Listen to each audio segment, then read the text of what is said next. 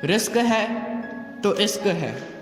अगर आपको कभी भी अपनी ज़िंदगी में रिस्क लेने का मौका मिले तो कभी पीछे मत हटना। एक कहानी सुनाता हूँ आपको, जितना रिलेट कर सकते हो रिलेट करना, इंस्पायर हो सकते हो इंस्पायर होना।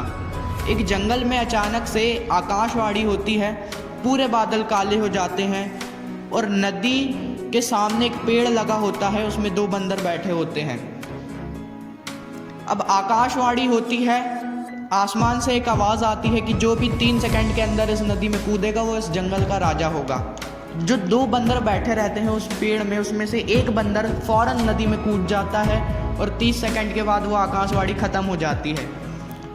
एंड देन उसके बाद जो बंदर रहता है वो नदी से उड़ते हुए ऊपर आता है। अब उसके सर पर एक ताज होता है और एक छड़ी होती है।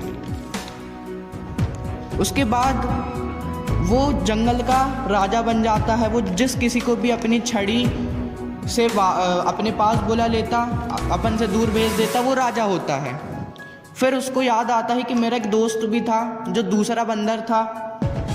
वो उसको अपनी छड़ी से बुलवाता है अपने पास और उससे पूछता है, भाई तू क्यों नहीं कूदा?